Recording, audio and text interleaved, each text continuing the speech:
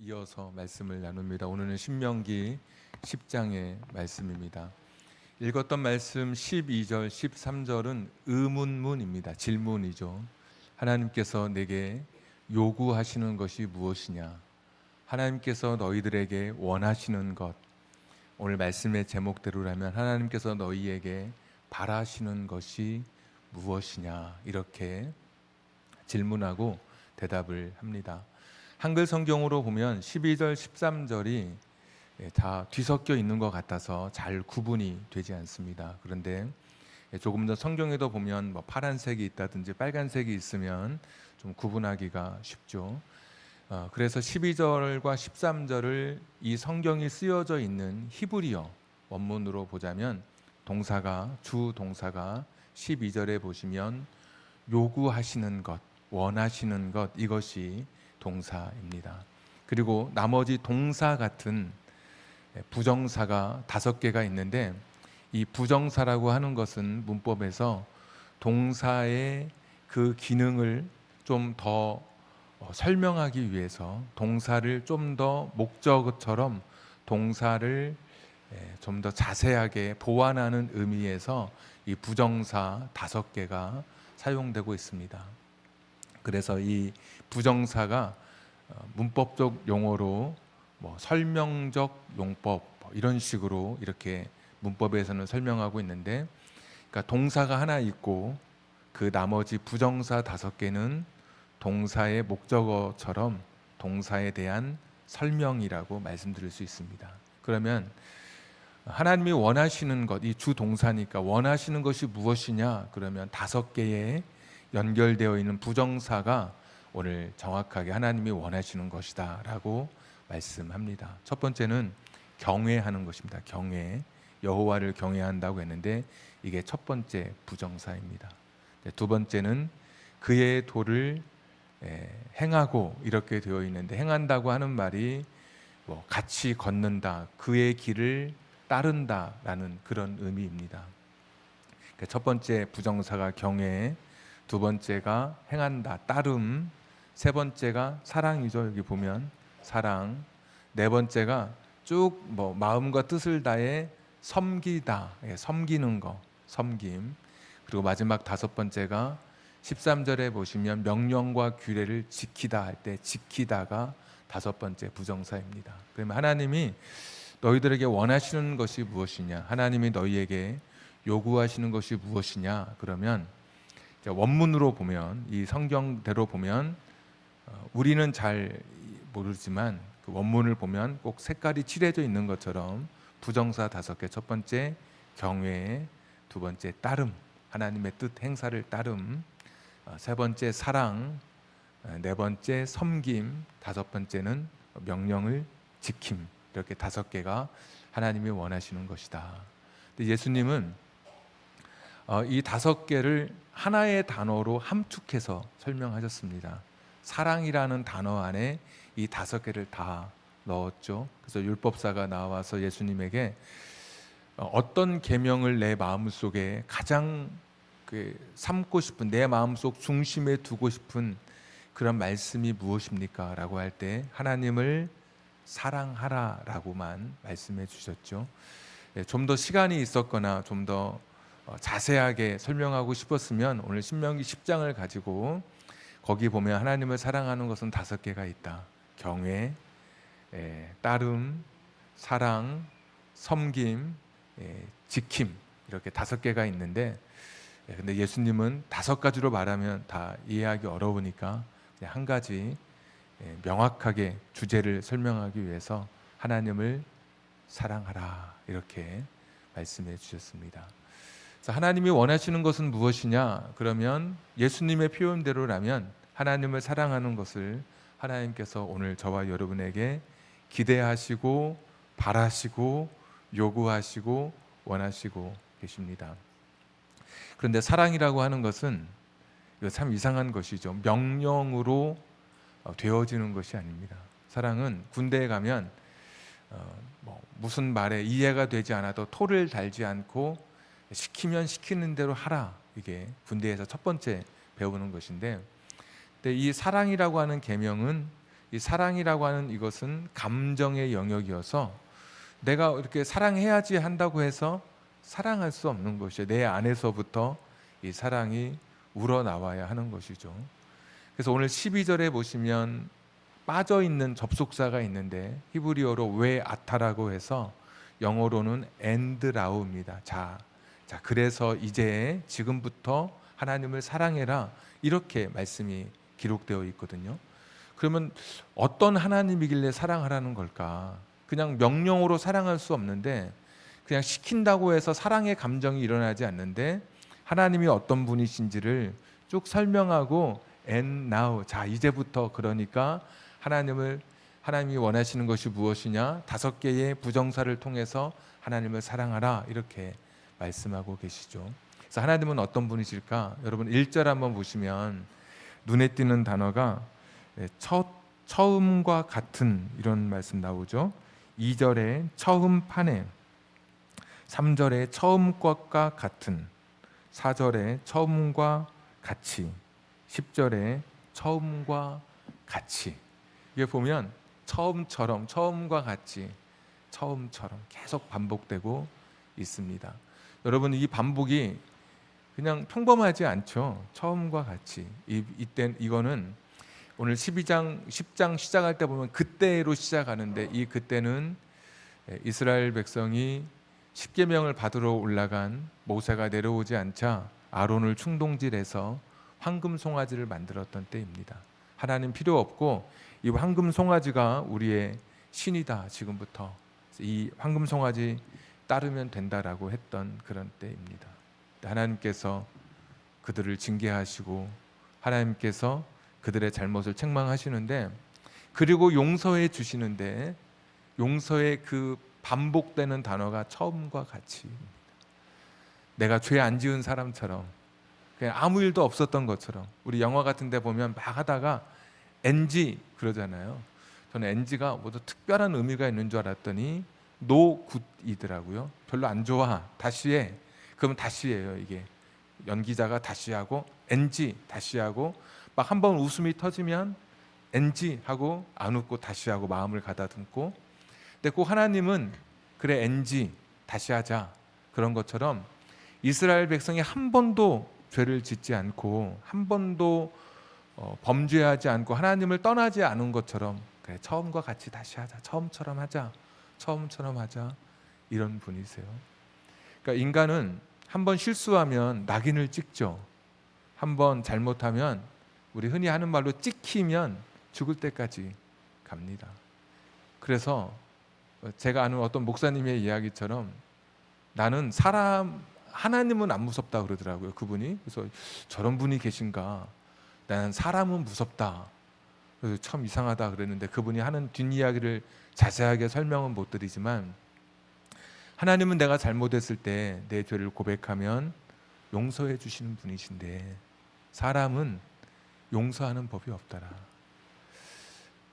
하나님은 내가 잘못했을 때 처음처럼, 그래 다시 하자, 아무 일도 없었던 것처럼 다시 십계명도 주시고 다시 이스라엘 백성 인도해 주시는데, 사람은 마음속에 원망과 분노, 그 사람에 대한 선입견을 가지면 이거를 풀어내지를 않는 것이죠. 그러니까 하나님은 너무 좋으신 분인 거예요.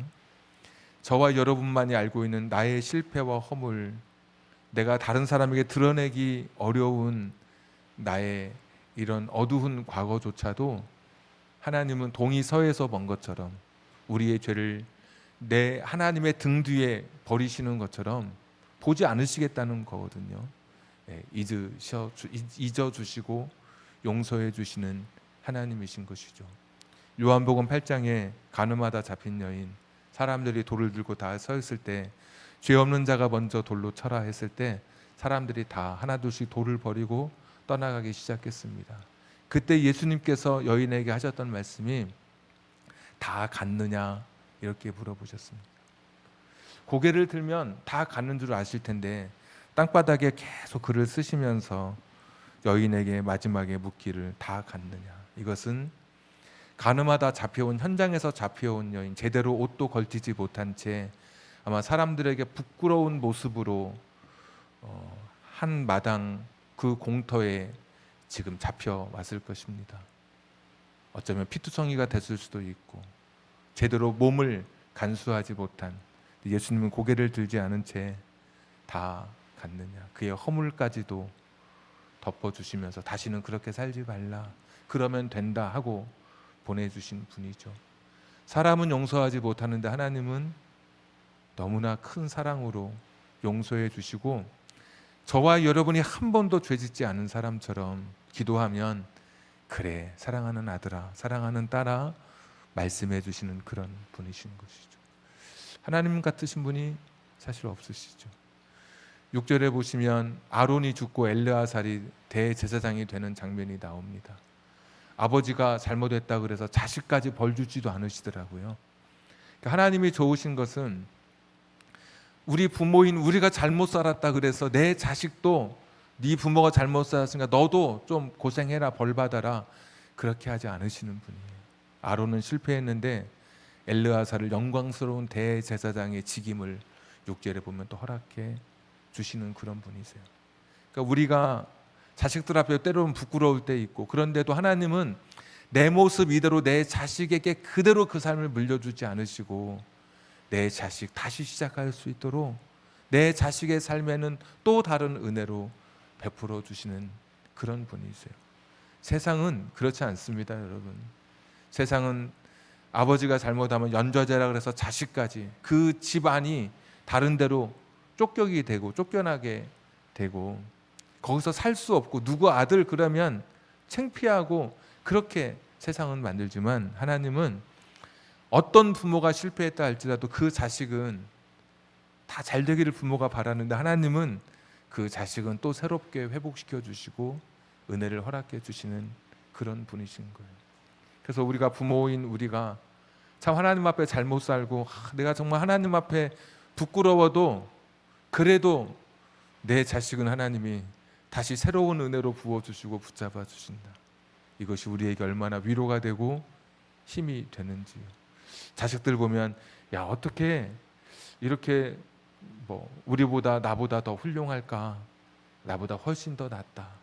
우리 친구 목사님, 안양에 있는 목사님 있는데 아이들 셋인데 큰아이가 좀 말썽이 많아요. 그런데도 자기는 큰아이를 보면 이렇게 두 손을 모아서 이렇게 마음으로 감사를 표한다.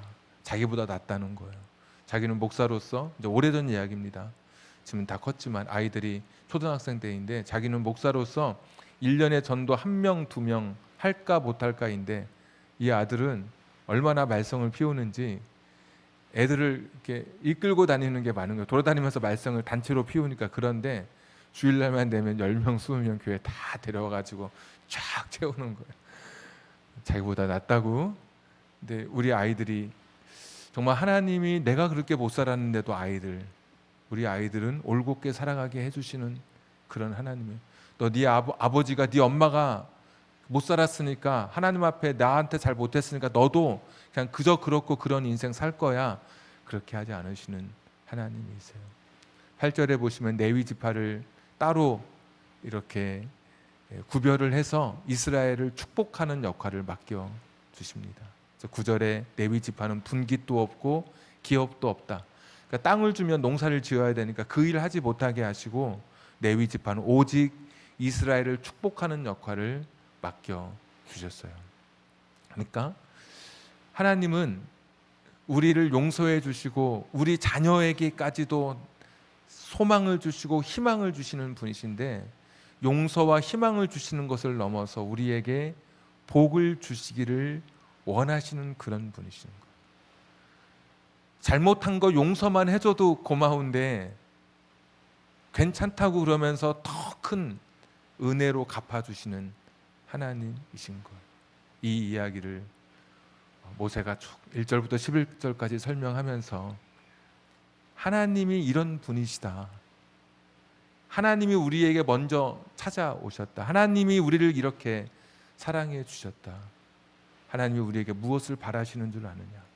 우리가 여기 보면 명령형으로 알고 있는데 명령형이 없습니다, 본문에. 부정사 연계형이라고 좀 부드럽게 말씀하는 이런 부분에 이 문법의 뉘앙스가 실제로 하나님이 너 원하시는 게 뭔 줄 아니? 하나님이 너에게 바라시는 것이 뭔 줄 아니? 하나님 사랑하기를 원하신다. 하나님이 너를 이렇게 사랑하셨는데 너도 하나님을 사랑하기를 원하신다.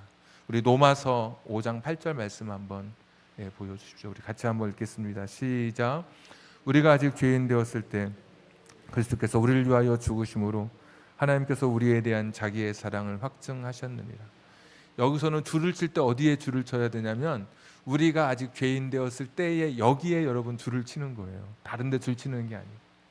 그러니까 나는 하나님 앞에 사랑받지 못하는 그런 때에 하나님이 나를 사랑해 주셨어요. 내가 죄인 되었을 때 그때 나를 사랑해 주신 거예요. 내가 무슨 자격이 있어서 나를 사랑해 주신 게 아니라 내가 아무것도 아닌 나, 하나님 앞에 설 수 없는 나였을 때 나를 사랑해서 예수님을 이 땅에 보내주심으로 하나님의 사랑을 확증해 주셨죠. 요한 1서 4장 말씀도 한번 보여주십시오. 같이 읽겠습니다. 우리가 사랑함은 그가 먼저 우리를 사랑하셨습니다. 우리가 하나님을 사랑하는 근거는 하나님이 우리를 먼저 사랑하신 것이기 때문에 거기에 근거를 두고 있습니다. 하나님이 나를 얼마나 사랑하셨는지 생각해 보면 내가 하나님을 사랑하지 않을 수 없는 것이죠. 하나님이 내게 베푸신 은혜, 지난주 맥주감사절이었어요. 하나님이 내게 베푸신 은혜, 하나님이 내게 베푸신 사랑, 나를 대해 주신 일들, 나를 기억하셔서 하나님의 자녀 삼아 주시고 구원해 주신 것, 나 같은 사람이 하나님 앞에 와서 천국을 소망할 수 있게 된 것 생각해 보면 너무 감사하고, 모든 그 하나님의 사랑, 오늘 처음처럼 나중에 혹시 여러분 어떤 회식 자리에 가서 술병을 보더라도 하나님의 사랑이 떠오르기를 축복합니다. 아시는 분은 뭘 아세요? 근데 저는 봤습니다. 어디 갔더니 파란색 병에 처음처럼 하나님의 사랑입니다. 내가 아무것도 아닌 나를 하나님 앞에 부끄럽고 죄 많은 나를 한 번도 죄 안 지었던 것처럼 내가 살아왔던 내 삶 그대로 내 자녀에게 대물림하지 않도록 심지어 나에게 복을 주시는, 축복해 주시는 하나님의 사랑 앞에 저와 여러분이 서 있는 것이죠. 그래서 하나님이 원하시는 게 뭔 줄 아니? 너희가 하나님 사랑하기를 지금도 원하신다. 그런데 16절에 보시면 우리 같이 한번 읽을까요? 시작. 그러므로 너희는 마음에 할례를 행하고 다시는 목을 곧게 하지 말라. 하나님을 사랑하는데 마음으로, 진심으로 하나님을 사랑하라라고 말씀하고 있습니다. 마음으로 하나님을 사랑해라. 마음으로. 우리가 하나님을 사랑한다고 하는 그런 외적 표시가 할례였습니다. 몸의 밖에 외적 이 증거가 할례인데, 내가 믿음의 자손이라는 거, 아브라함 때부터 시작해서 내가 믿음의 가족이 됐다는 거, 구원받은 사람이 됐다는 표시가, 외적 표시가 할례였는데, 하나님은 모세를 통해서 겉으로 드러나는 것이 아니라 내 마음의 할례, 딱딱해진 내 마음, 외식으로 가득한, 그래서 하나님 사랑이 형식과 습관으로 남아있는 이런 내면적 표피를 찢어버리고 네 마음으로 진짜 할례를 받는 것처럼 내 마음으로 하나님 앞에 진정한 사랑으로 다가가라라고 말씀해 주고 있습니다. 그러니까 내가 하나님 사랑해야지, 우리도 고백하잖아요, 오늘 말씀처럼. 그런데 진심으로 하나님을 사랑하라, 네 마음으로 하나님을 사랑해야 된다라고 말씀해 주고 있습니다. 기도는 의무가 아니죠. 기도는 사랑하는 사람과의 대화입니다. 그래서 기도가 어려울 것이 없습니다. 어쩔 때는 한숨 쉬는 것도 기도일 수 있고, 탄식도 기도일 수 있고, 한나 같은 사람은 말하지 않고 입으로만, 이렇게 속으로만 했지만, 그래서 엘리가 너 술 취했느냐 그랬지만 한나는 하나님 앞에 기도했고 하나님은 그 기도도 들어주셨거든요. 그러니까 기도는 하나님과의 대화, 사랑하는 하나님과의 대화예요. 근데 기도하면서 그게 의무로 여겨지거나 기도하는 시간이 지루하게 여겨진다면 참 죄송한데, 겉으로는 하나님을 사랑하는, 외면적으로는 하나님을 사랑하는 표식이 여러분에게 있지만 내면적 마음으로는 하나님을 사랑하지 않는 것이죠. 진짜 사랑하면 막 데이트 막 11시 전에 통금 있을 때는 12시까지 막 이렇게 하고 헤어져서도 또 요즘 같으면 또 전화기를 들고 누가 한 사람이 잠들 때까지 뭐 말하다 보면은 막 소리가 안 들리잖아요. 그때까지 그게 진정한 사랑이잖아요. 그러니까 내가 기도할 때 정말 하나님과 사랑하는 내 사랑하는 하나님과 대화하고 또 대화하고 더 하고 싶어서 그렇게 기도하고 있다면 내가 정말 하나님을 내면적으로 마음으로 사랑하는 것이지만 그렇지 않고 이것이 형식과 겉 모양으로만 남아 있다면 나는 아직 조금 더 하나님께 더 가까이 가야 하는 것이죠. 예배도 마찬가지입니다. 예배도 그냥 주일이 되면 말씀드렸지만 어떤 사람은 가방 들고 도봉산 가고 어떤 사람은 가방 들고 교회 오고 누가 그러더라고요. 11시에 도봉산역 앞에 가면 가방 든 사람이 미어 터진다고.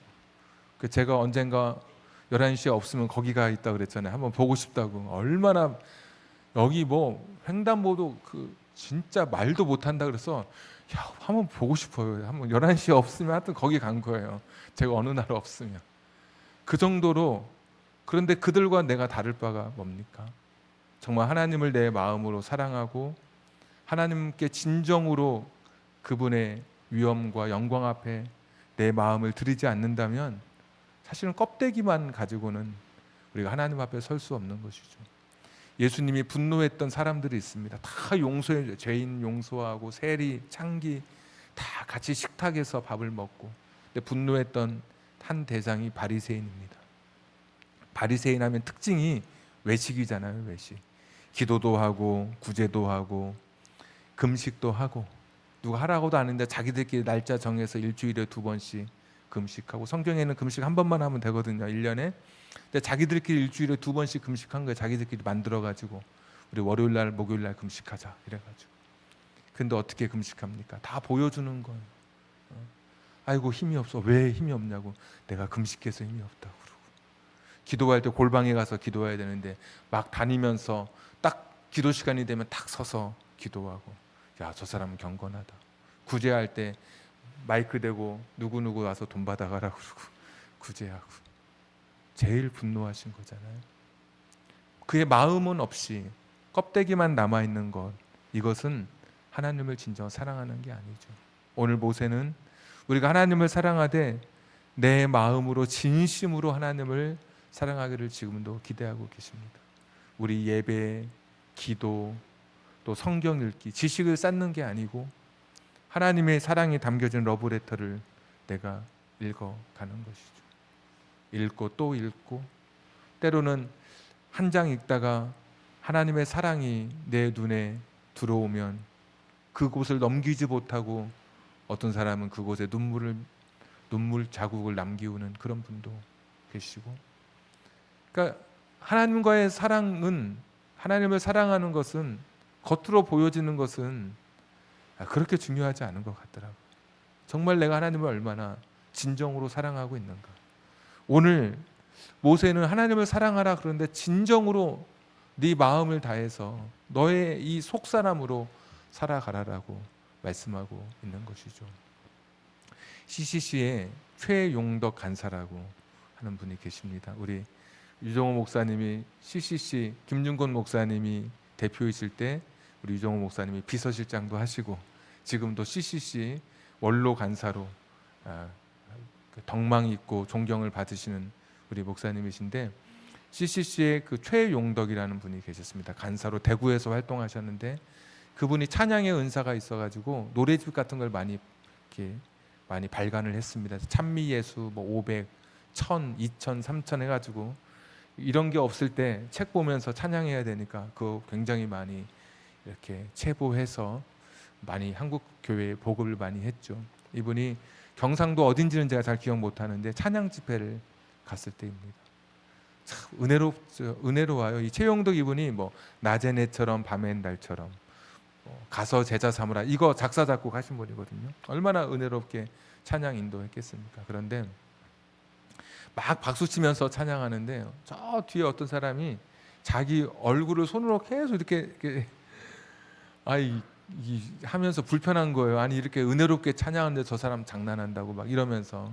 나중에 집회가 다 끝나고 짐을 정리하고 이제 가는데 그분의 온 모습을 보게 됐어요. 봤더니 한쪽 팔이 없으신 분이신 거예요.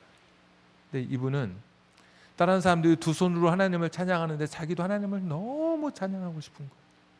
그런데 한 손밖에 없으니까 나도 소리를 내서 하나님을 높이고 싶은데 나는 어떻게 할까? 자기 뺨이 빨개지도록 때리면서 하나님을 찬양하고. 이걸 나중에 안 거예요. 다 끝나고. 그날 그분이 그 찬미 그 예수 뭐 그 쪽지 이런 거 해서 이렇게 넘기고 이렇게 나눠드리고 그랬거든요. 거기에 보면 그날의 그 간증이 실려 있어요. 그날 찬양팀이 다 충격을 받았어요. 그러면서 그 경상도 어디에서 대구까지 오는 그 봉고차를 타고 대구까지 오는 동안 누구도 입을 열지 않았다고. 가슴이 그냥 너무 먹먹해서. 그러니까 찬양도 그러고 보면 감정이 아니잖아요. 뭐 자기 감정을 드러내거나 찬양이 자기 기교를 뽐내거나 그런 게 아니잖아요. 하나님을 높이는 거잖아요. 근데 그날 그 찬양팀 전체가 너무 큰 충격을 받은 것이죠. 그러니까 하나님을 사랑한다고 하는 것은 나의 모든 것을 다해서 사랑하는 것이죠. 그래서 예수님이 이렇게 말씀하셨잖아요. 하나님을 사랑하는데 우리 마음과 목숨을 바쳐야 될 때가 있으면 네 목숨을 바쳐서 하나님을 사랑해라. 네 뜻으로 사랑해라. 뜻으로. 사랑하는 것이 항상 머릿속에 남아있잖아요. 네 하나님 사랑으로 너의 인생에 가득하게 해라. 할 수 있다면 힘을 다해서 마음과 올라가서 목숨과 뜻과 힘을 다해 하나님 사랑해라. 힘을 다해. 힘에 붙이도록 하나님 사랑해라. 한 학생이 이런 학생이 있습니다. 공부를 하는데 모든 사람이 다 시험에 합격하고 싶죠. 그런데 자기가 최고의 노력을 자기가 할 수 있는 모든 힘을 다한 거예요. 할 수 있는 뭐 능력을 모든 자원, 시간이고 뭐 지식이고 뭐고 다 했어요. 그리고 딱 시험을 봐요. 떨어져도 아무런 미련이 없다 그래요. 왜? 자기가 할 수 있는 만큼 다 해봤기 때문에 이건 내 길이 아니구나. 하나님이 내게 주신 길이 아니고 이 길인가 보다 하고 그 길 가면 된다는 거예요. 안 하고 그렇게 뭐 시험에 떨어지면 후회가 되겠죠. 근데 자기는 정말 내가 할 수 있는 자기 최고의 모든 것을 다 바친 거예요. 진짜 전력을 다한 거예요. 그리고 떨어지면 어떻게 너 했는데 그렇게 열심히 했는데 떨어져서. 학생은 그게 아닌 거예요. 그냥 감사한 거예요. 내가 모든 걸 다 한 것만으로 후회 없는 거예요. 아쉬움이 없는 거예요. 하나님이 내게 주신 것이 지식이, 지혜가, 지능이 여기까지인 것이면 이것인 것이고 내가 그걸 확인한 것이니까 내가 다른 길 이제 힘있게 또 하나님이 열어주시는 길을 가면 된다는 것이죠. 근데 그렇게 우리가 내 힘에 붙이도록 하나님을 사랑해 봤는지. 그래서 예수님은 하나님 사랑하되 네 마음으로 목숨을 바칠 기회가 있다면, 그런 때가 있다면 네 목숨을 바쳐서. 그래서 순교자들이 하나님을 사랑한다고 고백하면서 자신의 목숨을 내어놨죠. 뜻, 너의 생각으로. 교회도 생각하고 하나님 생각하고 이번 주에 출석하지 못한 성도 생각하고 누가 아프다 그러면 생각하고 너의 생각으로 하나님을 사랑하고 너의 힘으로 네가 할 수 있는 힘을 다해서. 사랑도 진짜 힘을 다해서 하나님 사랑할 때 그 사랑이 울림이 있는 법입니다. 열심히 달리고 막 마라토너가 다 달리고 마지막에 쓰러질 때 굉장히 그것이 그 보는 사람들에게 사실 굉장한 도전이 되는 것이죠. 하나님을 사랑하되 힘을 다해서 사랑하는 그 사랑까지 예수님이 그렇게 말씀해 주셨습니다. 그래서 오늘 하나님이 원하시는 것이 무엇이냐? 하나님을 사랑하는 겁니다. 내가 그냥 감정으로 내가 만들어서 가짜가 아니라 하나님이 나에게 해주신 그 사랑을 내가 기억할 때 그 사랑에 응답하는 것이 나도 하나님 사랑하는 것이죠. 근데 그 사랑은 그냥 겉으로 드러나는 것이 아니라 이런 형식, 관습, 뭐 외모 이런 것이 아니라 내 마음으로, 마음의 할례를 받아서 예수님 말씀처럼 내 마음으로, 목숨으로, 뜻과 힘으로 하나님을 다해서 사랑하라라고 말씀해 주십니다. 그래서 하나님 사랑하는 사람은 하나님을 닮습니다. 여러분, 뭔가를 자꾸 동경하고 흠모하면 닮거든요. 이게 따라가게 되어 있습니다. 그래서 동생은 항상 언니나 오빠를 따라합니다. 무조건 따라쟁이라 그러잖아요. 우리도 하나님을 따르게 되어 있습니다. 17절 말씀해 보시면 너희의 하나님 여호와는 신 가운데 신이시며 주 가운데 주시오 크고 능하시며 두려우신 하나님이시라. 사람을 외모로 보지 아니하시며 뇌물을 받지 아니하시고 18절 고아와 과부를 위하여 정의를 행하시며 나그네를 사랑하여 그에게 떡과 옷을 주시나니 19절 너희는 나그네를 사랑하라. 그러니까 하나님 막 사랑하면 하나님이 어떤 분이신지 우리가 알게 되잖아요. 17절 18절에 하나님, 그러면 우리도 19절처럼 다른 사람을 사랑하며 살아가게 된다라고 말씀해 주십니다. 그래서 이웃사랑은 이게 명령이 아니에요. 하나님을 사랑하는 사람이 자연스럽게 삶 속에서 드러나는 거예요. 왜? 하나님 사랑하다 보니까 하나님 따라쟁이가 되는 거예요. 하나님을 닮게 되는 거예요. 하나님이 사랑하는 사람으로 그 사람이 보이기 시작하고 하나님의 관심이 나의 관심이 되고 그래서 자연스럽게 이웃을 사랑하게 되는 거예요. 이게 첫 번째 계명은 이것이고 두 번째 계명, 예수님 말씀하실 때 첫째, 둘째는 뭐 1등이냐 2등이냐 그게 아니에요.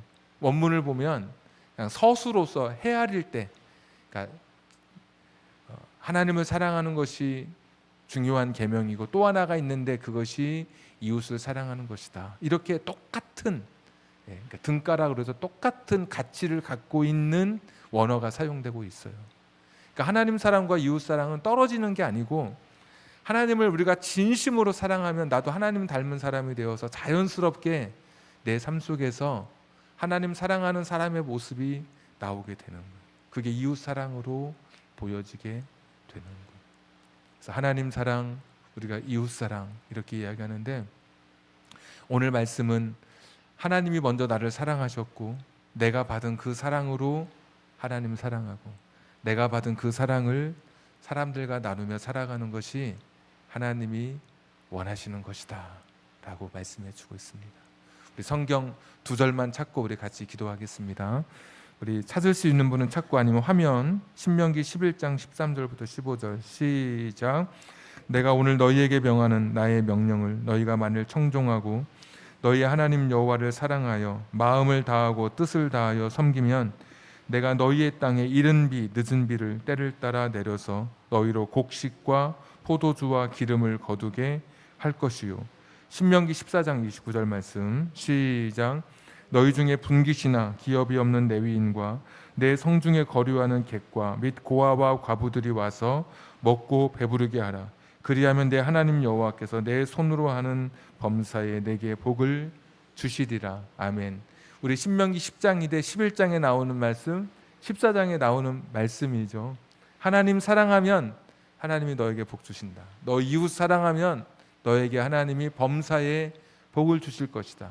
이 말은 하나님이 우리를 기억하시고 위로하시고 붙잡아 주시고 뭐 우리가 하나님을 필요로 할 때 그곳에 나타나시고 이런 하나님이 우리와 함께 해주시는 모든 것의 총합을 그냥 복이라고 생각하면 됩니다. 그냥 복 받는다 그러면 뭐 물질적 복이 아니라 하나님이 너를 잊지 아니하시고 하나님을 필요로 할 때 하나님이 우리 가운데 찾아봐 주시고 힘들 때 내게 용기 주시고 새 힘 주시고 지칠 때 일어나라고 떡과 물을 공급해 주시고 엘리야에게 주셨던 것처럼 이런 하나님의 모든 공급, 보호, 돌보심, 위로, 사랑, 평안 이 모든 총합을 그냥 성경은 그냥 복이다 이렇게 표현하고 있는 것뿐이고요. 하나님은 우리를 그렇게 대우해 주실 것입니다. 하나님 사랑하고 하나님 따라쟁이가 되어서 이웃에게 그 받은 사랑을 나누며 살아갈 때 신명기 11장과 신명기 14장에 약속되어 있는 말씀처럼 하나님이 놀라운 것으로 내가 생각했던 것 그 이상으로 우리에게 갚아주시는 이번 한 주가 되기를 축복합니다. 하나님은 정말 마음으로 사랑할 때 아까 이른 비 늦은 비 있었거든요. 그 복이 우리 산업과 가정 또 직장 또 여러분의 자녀의 삶에 그 말씀이 문자 그대로 임하기를 축복합니다. 여러분, 이웃에게 힘없는 나그네, 시족사회에서 같은 성을 갖지 않은 사람은 철저한 약자인데, 그런 약자를 돌보는 그런 사람에게 내게 복을 주신다고 약속했던 신명기 14장 29절에 이 말씀이 문자 그대로 여러분 삶에 임하는 한 주가 되기를 축복합니다. 하나님이 원하시는 삶, 하나님 마음으로 진정으로 한 주간 살아가고 그 사랑 나누며 살아가는 저와 여러분 되기를 다시 한번 주님의 이름으로 또 권면하고, 이 말씀 그대로 신명기 11장과 14장의 복이 여러분의 삶의 문자대로 이루어지기를 또 한 번 여러분 축복하며 함께 기도하기를 원합니다. 우리 같이 기도하겠습니다. 우리 한번 이 시간에 기도할 때 하나님이 내게 원하시는 건, 하나님이 내게 바라시는 것이 무엇인 줄 아냐고 오늘 모세가 우리에게 질문하며 대답해 주고 있습니다. 5개의 부정사가 있었는데 하나님 사랑으로 요약할 수 있죠. 내 마음을 다해서, 목숨을 다해서, 뜻을 다해서, 힘을 다해 사랑해라 말씀해 주셨습니다. 그렇게 사랑할 때 하나님께서 갚아주시죠. 하늘의 복으로 이른 비와 늦은 비를 내려주셔서 우리의 풍성한 소산을 얻게 해주신다. 하나님 따라쟁이가 되어서 하나님 사랑하다 보니까 나도 하나님 같은 사람이 되어서 이웃 사랑하면, 연약한 사람 사랑하면 하나님께서 내 모든 범사에 하는 모든 일에 복 주신다. 그러니까 한마디로 하나님 사랑하면서 살면 너를 책임져 주신다. 너 인생 그대로 두지 않으신다. 아무리 실패하고 네 인생이 끝장났다고 사람들은 파산이라고 너의 인생에 우리를 그렇게 재단한다 할지라도 하나님은 아니라고 말씀하죠. 여전히 하나님 안에서는 우리가 가능성입니다. 내가 하나님을 사랑하며 진심으로 하나님 사랑해서 이 놀라운 기적의 주인공 되기를 축복합니다. 우리 같이 한번 기도하겠습니다. 거룩하시고 자비로우신 아버지 하나님이시여, 오늘 하나님 말씀 앞에 섭니다. 여호와 자비로우신 아버지 하나님, 하나님 내가 가는 곳마다 하나님의 말씀이 일어나게 하시고 하나님의 뜻이 선포되게 하시고 하나님의 계획이 있게 하여 주시기를 원합니다. 여호와 자비로우신 아버지 하나님, 다시 한번 기도합니다. 주님의 말씀을 붙들며 나아갑니다. 주님의 말씀을 붙들며 나아갑니다. 여호와 자비로우신 아버지 하나님, 도와주시기를 원합니다. 여호와 자비로우신 주님이시여, 가는 곳마다 주의 놀라운 역사가 일어나게 하여 주시옵소서. 하나님을 사랑하되 진심으로 사랑할 수 있는, 내 마음을 다해서 사랑할 수 있는 우리들을 되게 하여 주시기를 바랍니다. 하나님 베풀며 나누며 살아가게 하여 주시옵소서. 누군가를 향해서 나의 꿈을 드러내며 하나님의 사랑을 드러내며 살아갈 수 있도록 도와주시기를 원합니다. 여호와 자비로우신 아버지 하나님, 불쌍히 여겨주시옵소서. 하나님 아버지, 어느 곳에서든 어둠을 드러내며 빛으로 어둠을 밝히는 사람들 되게 하여 주시기를 원합니다.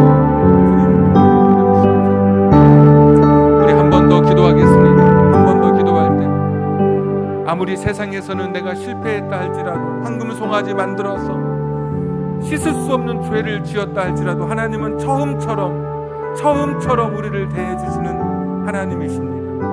여러분의 인생이 다시 쓰고 싶은 글처럼, 다시 그리고 싶은 그림처럼 이미 엉망이 되어지고 다 뭉개져 버리고 풀리지 않는 실타래처럼 엉켜져 있어서 절망하고 계십니다.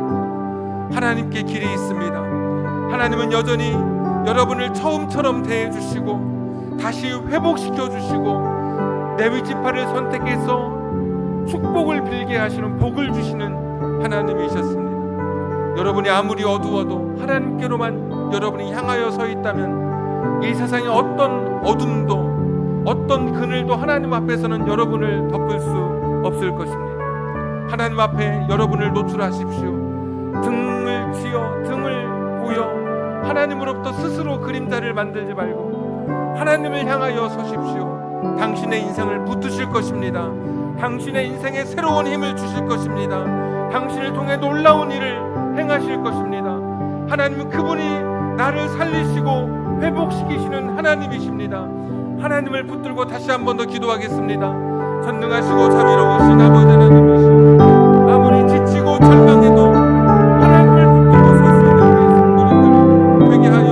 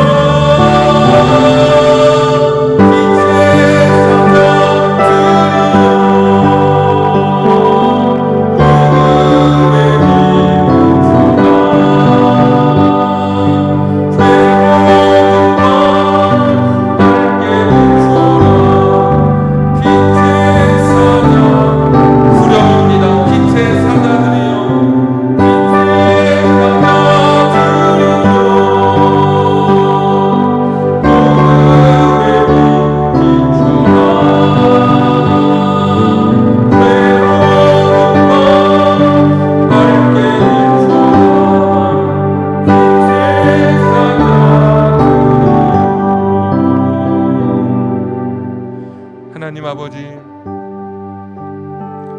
아무리 세상이 어두워도 하나님 사랑하는 내가 가는 그곳에 어둠은 사라지게 해 주옵소서. 빛의 사자가 되어서 내가 가는 곳마다 빛이 비추어지고 복음의 빛이 비추어져서 많은 사람이 나를 통해 하나님께로 돌아올 수 있는 영광스러운 복음의 도구로 사용해 주시기를 원하옵고 기도합니다. 하나님을 사랑하되 형식과 보여지는 외적인 모습이 아닌 나의 내적인 진심으로 내 온 마음으로 내 전심을 다해 하나님 사랑할 수 있는 우리들 되게 해 주시옵소서. 마음을 다해 사랑해라, 목숨을 다해 사랑해라, 뜻을 다해 사랑해라, 힘을 다해 사랑해라 말씀하신 주님의 음성이 오늘 우리의 마음속에 새겨지는 이 시간 되게 해 주옵소서. 하나님 아버지, 나를 먼저 사랑하셨기 때문에 내가 주님을 사랑합니다. 갚을 수 없는 그 크신 사랑과 은혜 앞에 내 자신 스스로 부복하여 하나님 앞에 사랑의 고백을 드리며 나아갑니다. 하나님, 나를 사랑하신 그 사랑에 억만분의 1에 미치지 못하지만 하나님 사랑하는 고백을 담아서 오늘도 나아가오니 우리의 사랑의 고백을 하나님 기쁘게 받아 주시옵소서. 하나님 아버지, 한 주간 교회 공사를 아무런 사고 없이 은혜 가운데 마치게 하여 주심을 감사합니다. 하나님 사랑하되 힘에 부치도록 힘을 다하도록 사랑한 성도들을 기억해 주시고 하나님께서 신명기 11장과 14장의 복으로 갚아 주시기를 원하옵고 기도합니다. 전능하신 하나님, 이 한 주간도 하나님 따라쟁이가 되어서 하나님의 성품과 속성을 카피하여서 나도 그 사랑으로 하나님 사랑하는 그 사랑으로 세상 사람을 사랑하고 약자에게 돌보며 나눌 수 있고 베풀 수 있는 우리들 되게 하여 주시옵소서. 하나님, 다시 한번 기도합니다. 하나님 사랑하되 내 마음으로 진심을 다해 하나님 사랑할 수 있는 우리들 되게 해 주시옵소서. 이제는 우리 구주 예수 그리스도의 은혜와 하나님 아버지의 극진하신 사랑하심과 성령님 감동 감화 내주 충만하심이 하나님이 원하시는 삶이 무엇인지 말씀을 통해 확실하게 정확하게 깨닫고 이제 하나님 사랑하기로 결단하는 우리 성도님들, 하나님 사랑하되 내 온 마음을 다해 전심으로 진심으로 하나님 사랑하기를 결단하는 우리 사랑하는 성도님들 머리 위에 저들의 가정과 직장과 사업장과 환경과 인생의 꿈과 선물로 주신 자녀들 머리 위에 지금부터 영원토록 함께 하시기를 간절히 축원하옵나이다. 아멘.